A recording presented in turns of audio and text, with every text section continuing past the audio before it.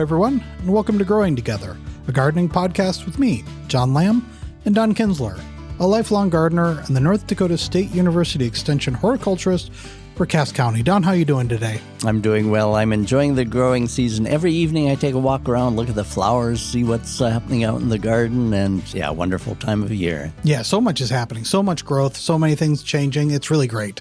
It is. And we've got a guest today. We do. My extension co-worker at NDSU, Julie Garden-Robinson. Hi. And what is your official title with NDSU Extension? I'm an extension food and nutrition specialist and professor. That's awesome. How many years have you been in your position? I know you just recently got an award. 30 years. 30 years. That's awesome. Yes. Have you always been in that same position at NDSU? I taught for a couple of years in our department, and then the opportunity arose, and I took this other position, and it suited me well, and I've kept on. That's awesome. And now I enjoy reading your weekly column that you write, and it appears in a number of area newspapers. Mm-hmm. And how long have you been writing that column? I have written that for almost 28 years. Have you kept track of how many columns that is? Have you added those up? You don't miss many, if any, ever. I don't miss any. No, I have to write them ahead. And sure. So 28 times 52. That's awesome. Yeah, and I also enjoy reading the variety of topics that you cover, from nutrition to everything. And it's going to be fun to dive into the topic today that you recently wrote about. I enjoyed reading about ditching the riding lawnmower. I enjoyed reading that. Controversial, I would think. Yeah. We don't get controversy on this show except for when it comes to lawns. We maybe don't do controversy enough. Really, lawns is about. So we'll do the riding lawnmower versus the walk behind. I think that, or whether you rake or mow the leaves. Yes. I think that's it. That's about it. I think that's about as controversial as no mow November. So it does all come down to mowing. Yeah, it does. Well, before we get into all that, Don, you had a question from a listener. Yes, and again, thank you for those that write in. And Dave wrote in about, what is this on my lawn? So I'll paint a picture. Okay, so Dave's lawn looks very nice, but popping up out of it are these purple organisms. And I've got to admit, I have not seen this exact organism popping up out of lawn before. It's purplish, not quite rounded, but this is a fungus. It's a mushroom, one of the mushroom type organisms popping up out.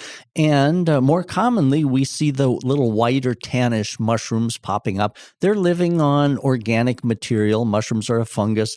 Most of that material is down under the soil in a root-like mass called the mycelium. And occasionally they need to pop up an above ground part to spread spores. And so this appears to be one of those fungus, pretty deep purple.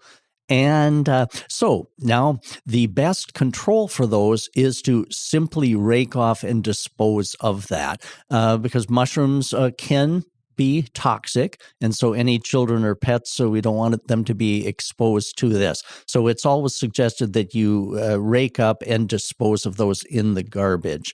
The exact mushroom, I don't know. And we don't have a mushroom specialist at NDSU, but there are different online sources a person could check. So your lawn looks healthy. It's simply decomposing the organic material down below, which is a natural good thing.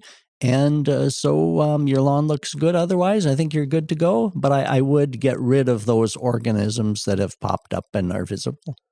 All right. That's great. And so if people have questions for you about their lawn, about anything in general, or if they just want to share their successes, and what's the best way to reach you? We love to hear from people. Email donald.kinsler, KINZLER, @ndsu.edu. And feel free to send pictures as well. That's always great. And this was nice to hear from Dave.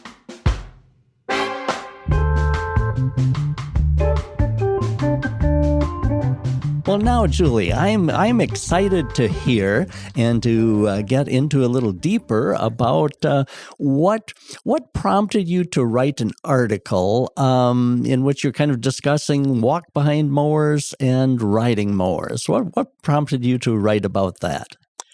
Well, as a columnist like you, Don, I'm always looking for inspiration.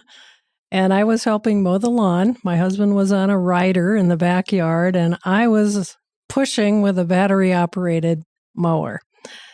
And I just read a study about how many steps we actually need to try to accumulate. So I was kind of thinking about that and trying not to think about pushing the lawnmower around the yard. You're thinking of all the benefits that you were getting. I was like, I am getting lots of benefits. Come on, Julie, you can do it. Get through it. And especially on a hot, humid day. It was very hot and humid. And my husband was riding in the backyard on a turn-on-the-dime, almost 30-year-old lawnmower we have. And so he was having it easy, and I was feeling a little sorry for myself, but I made it through. And I'm here. But so you were talking about like that. How many steps do you think that you got? I wish I would have had a pedometer on that day or my phone in my pocket, but I am sure I probably reached 10,000 steps just with all the mowing that I did. Sure. Do you frequently use a pedometer? I used to. My wife does. I used to use one all the time, but now they have better devices. Like I have a watch that will check your steps and that kind of thing. That's what she has. Yeah. Yeah, she has one of the watches that monitors. So you were saying you thought maybe you got around 10,000 steps. Where should we be shooting for? What's the goal for steps in a day? Well, the good news for us is that maybe it's a little less than 10,000. 10,000 is equal to about 5 miles of walking. And now the new recommendation, you can keep doing 10,000 steps, but the latest recommendation based on a meta study of about 57 other studies showed that 7,000 steps a day will help us achieve some health benefits. So what are the benefits of the kind of like an active thing, and we should say steps, we're not talking about really raising the heart rate. We're not talking about doing extreme cardiovascular activity. These are just something like we can do when we're gardening, like mowing the lawn, something like that. What are the benefits to that? Well, there are many, many benefits to regular physical activity. It can reduce our risk for many chronic diseases, including diabetes, high blood pressure, and also heart disease in general, cancer. So there's nothing bad to say about getting more physical activity. And I'll add, eating a healthy diet. Boy, and gardening is good physical activity. I'm always amazed at how much bending, stretching, stooping, walking. Okay, because, it never fails. I forget something that was out in the garden shed, so I got to go and walk and get that. And I'm always amazed at the physical activity, even weeding, getting down, bending, stretching. And do you know that when the garden season starts, when you're getting outside, I suppose, April on, I typically lose 10 pounds. Now, I suppose weight gain and weight loss probably isn't the best way to go, but I have found that gardening takes off my winter weight gain. And so I'm happy for that. I maybe should strive to not gain that weight during the winter. might be a better option. But do you, Julie, also notice, in addition to like the calorie burning, some of the exercise too, the benefits just that a person gets? Oh, absolutely. And and it gives you a great sense of accomplishment when you go out and you get all those weeds out of your garden, not all of them, but most of them. And it helps with your joints, your bones. It really does a lot of good for our bodies. All right, let's take a quick little break and we come back more with Julie Garden Robinson.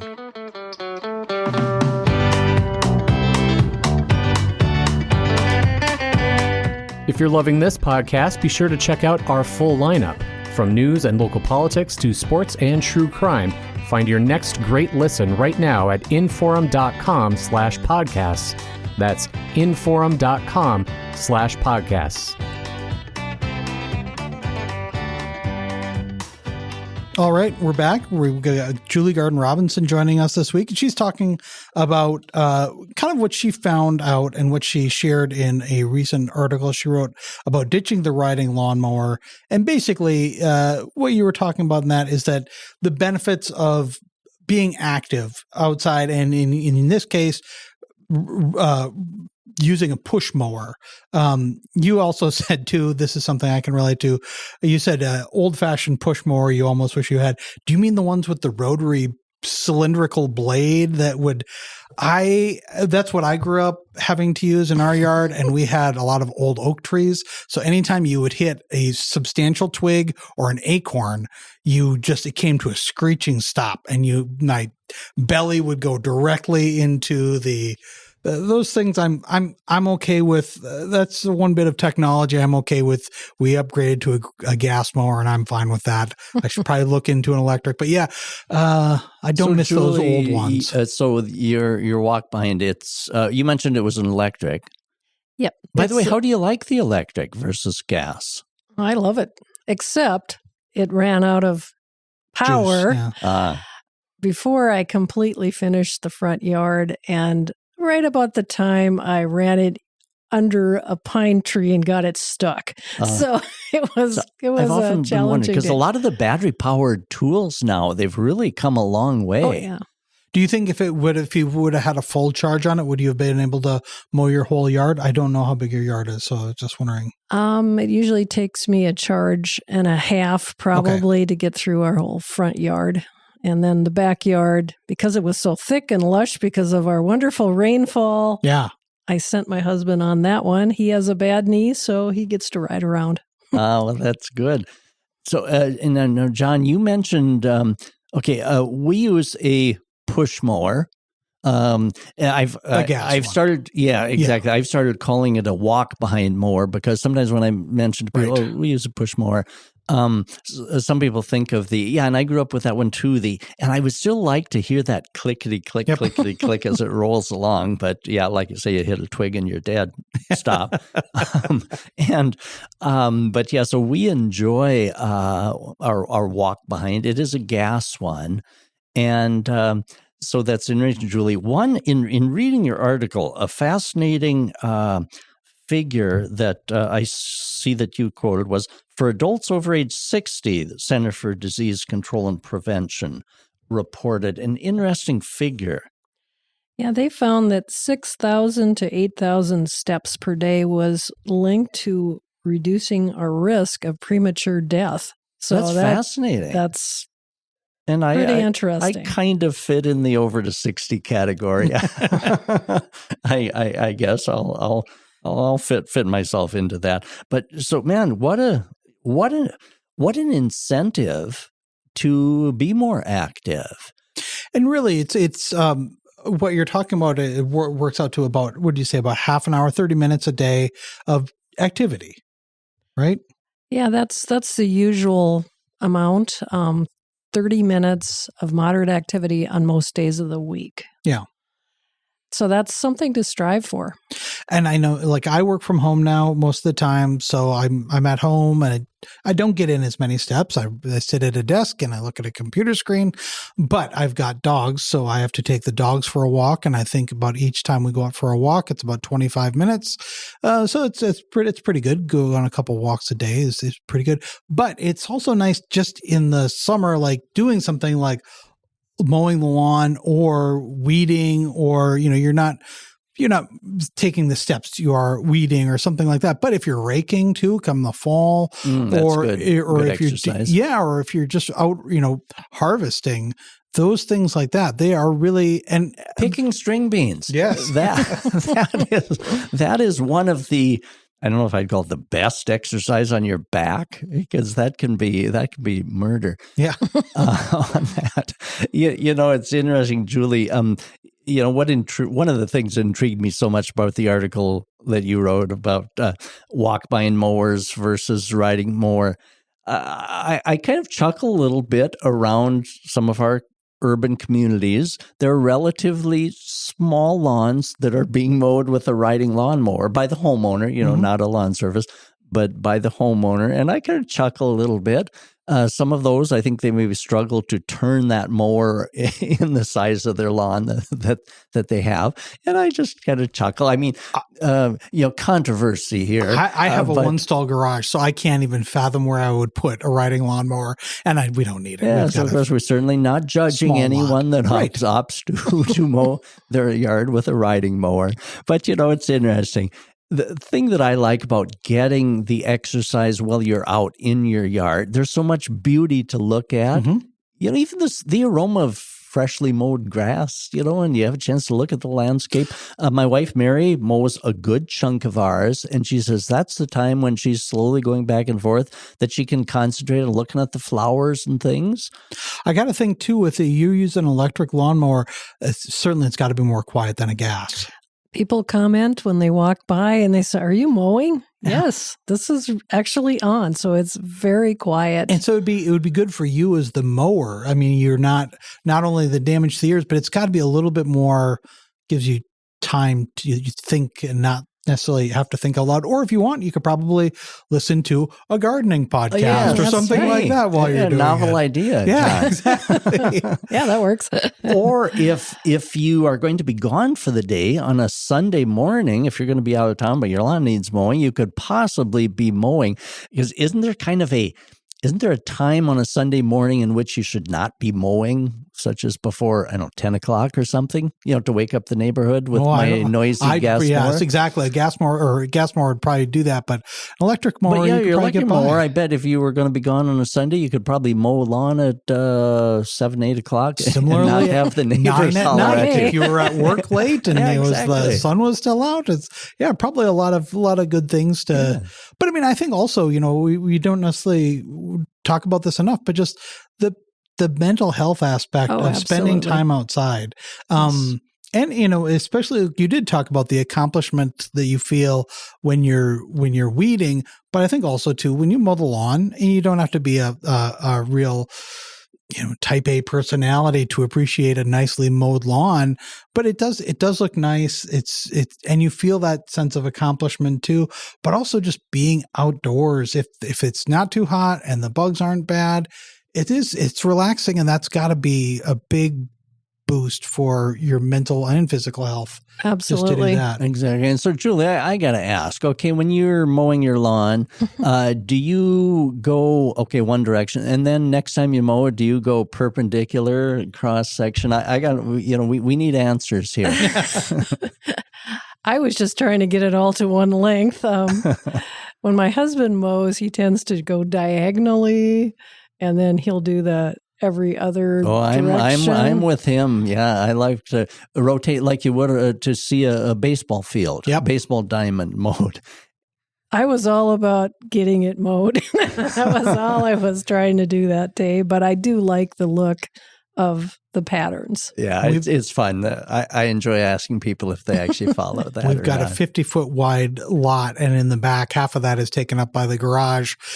So going side to side there is about 3 steps, turn around. It takes more work to turn it around. Yeah, exactly. Yeah. Well, that's kind of like on a lot of the boulevards or berm. There's kind of limited to how you can switch up that pattern. And so in your article also, Julie, you mentioned, in addition to the steps and the other benefits too, you mentioned some cautions that a person could take while you're out doing gardening or lawn mowing. You do want to keep yourself hydrated. So take lots of water breaks. Put on plenty of sunscreen. Melanoma is a big issue, whether we're just casual gardeners or if we're outdoor workers. So really important. We usually recommend SPF 30 or more. That's kind of what the health department does, and also our Cancer Coalition. So make sure that you are taking those breaks as needed. If you don't feel well, you want to stop. You got to take a break. You don't want to have a heart attack in your yard or something like that. So, give yourself a little time. Is plain water the best to hydrate, or any other liquids that you recommend? Unless you're an elite athlete, which most of us are not, plain water is fine. Great. Any temperature that helps you drink more water is better. Beer is not a good hydrator if you like beer.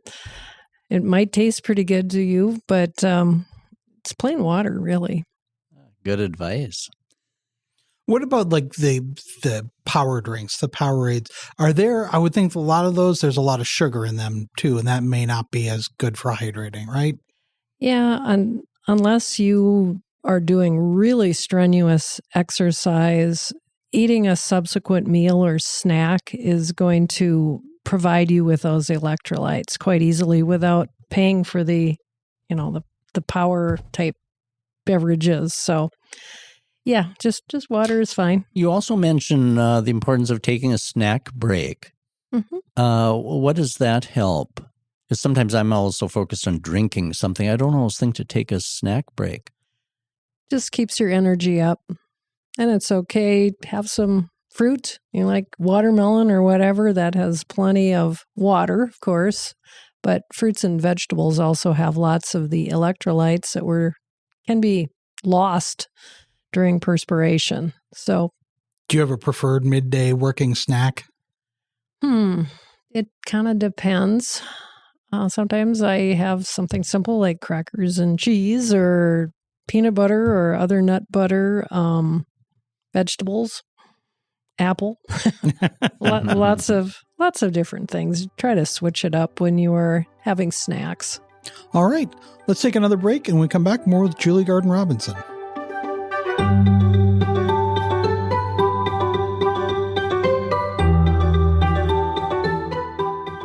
Get 6 months of local news for just $2. You get unlimited access to the news and information you need to stay connected to your community. Visit inforum.com/subscribe to get 6 months of local news for just $2.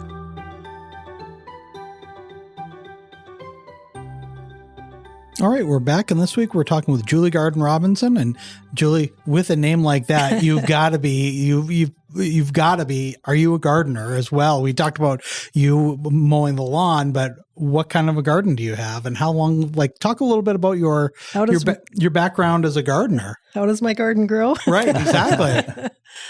I grew up in a family of gardeners. Back in the day, people didn't have adequate food unless they raised their own. Where are you from originally? I'm from Gary, Minnesota, real small town, not too far from Fargo, Moorhead. My Grandma Garden, whom I never met because she passed away in 1940, was known for her flower gardens and vegetable gardens. I grew up actually on the same property in the same house as my grandparents lived. And in fact, I have geraniums that are ancestors of my Grandma Garden's geraniums. Oh, that's awesome. Well, I got to hear more about that right now.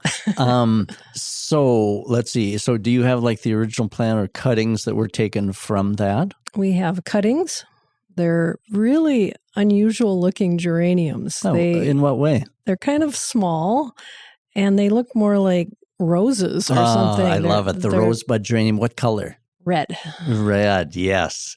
Finally, someone gifted me one of those this year. So the neat thing about that is where you take cuttings and propagate that. That is your grandma's geranium. It's not like seed. Generations in seed. But when things are propagated, it would be just like if someone, John, if somebody took your finger and cloned your finger, then it's John. Forever.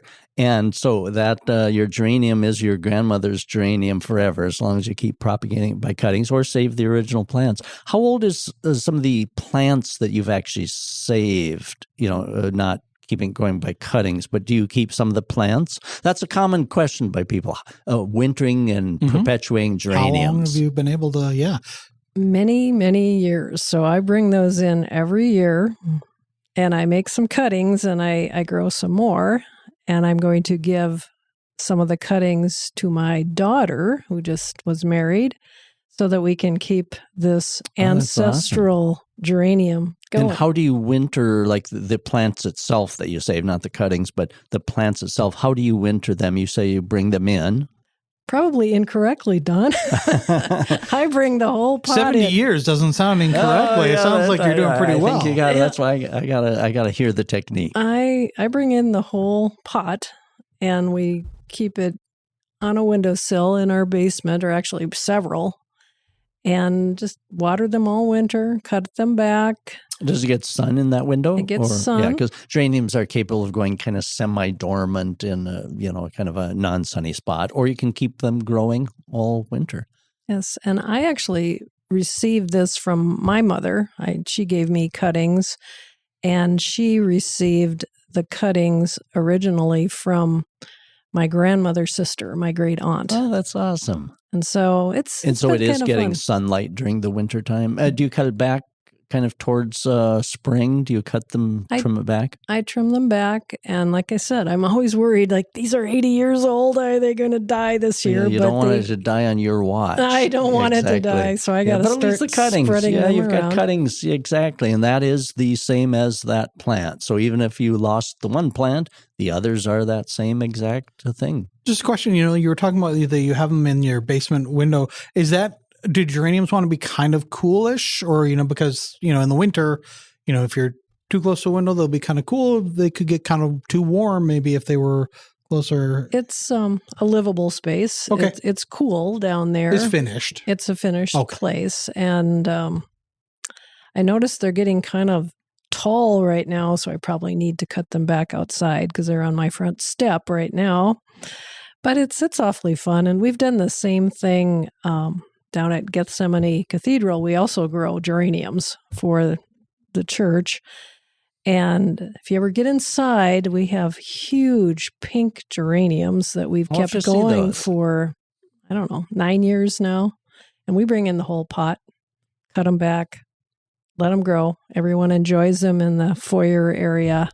So it's kind of fun. The geraniums are my thing. I love geraniums. Oh, yeah. They are perfect. Yeah. Wow. Sounds like that is as you were just saying, geraniums are your thing. Have you ever, or when was the last time you actually bought a geranium then? Because you've got this one that you've been keeping going for years and years and years. Do you buy new geraniums every season?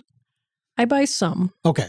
These are little tiny blooms, so they're not the big vibrant ones that we can buy now. So I have some of each, and they have the big blooms, which is awfully fun and showy and that kind of thing. So there's the rosebud geranium. We've got one of the red, such as yours. Then we've also got an apple blossom one, and the blossom clusters do seem to be a little smaller, but what they lack in large blossom, they make up for in that beautiful rose-shaped blossom that is so unique.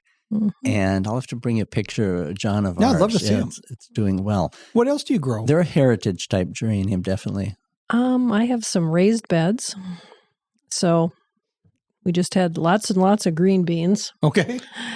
And of course some zucchini and, all the typical vegetables that we can grow in our area. I'm also part of the community garden program for growing tell together. Us a little bit about that. We've had Jack Wood on the podcast explaining about the wonderful growing together community gardens. And so you are part of that. You participate in that. Yes, and I serve on their board. I have for a while now. And this year, I finally had some time in my life, so I'm actually actively gardening with them on Tuesdays.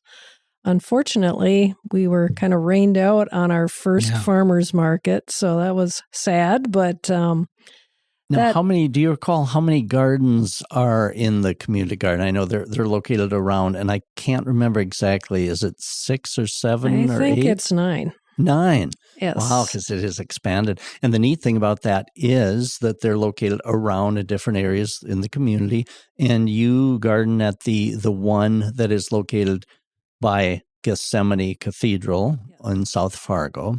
And what's really neat about that, in my job, I develop a lot of tools that are used across the state for educating kids.